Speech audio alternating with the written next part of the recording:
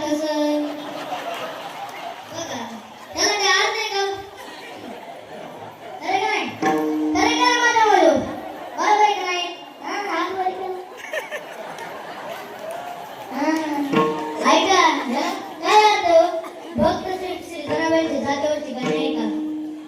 त्यांचा तो भक्तिमय स्वर ऐकून तो देव भुलून जायचा आणि त्या जर दळण करण्यासाठी बसला ना तर देव विटेवर उतरून दळण करण्यासाठी यायचा. नुसता दळण करीत नव्हता तर जनाबाईच्या मागे जात्यावरचे स्वरात गाणे म्हणू लागायचं.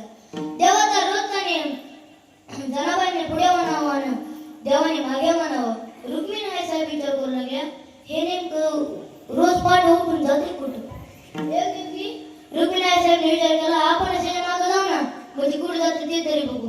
देवाचा रोजचा टाइम देव पाठी निघाले. रुक्मिणी आई साहेब त्यांच्या मागे मागे देव थेट जनाबाईच्या झोपडीत गेले आणि रुक्मिणी आई साहेब झोपडीच्या जवळ थांबल्या.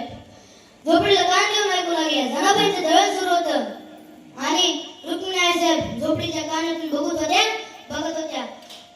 जनाबाईंनी गाणे म्हणायला सुरुवात केली आणि देवानं मागे म्हणायला सुरुवात केली. पंढरी हे माझे माहेर साजणी ओविया कांडणी गाऊ गीती. देवाने तसंच म्हणावं पंढरी हे माहेर साजणी ओविया कांडणी गाऊ गीती. जनाबाई म्हणल्या बाहू पुंडलिके मुनी चंद्रभागा आमुची भगिनी. देव बी तसंच म्हणाले बाहू पुंडलिके मुनी चंद्रभागा आमुची भगिनी.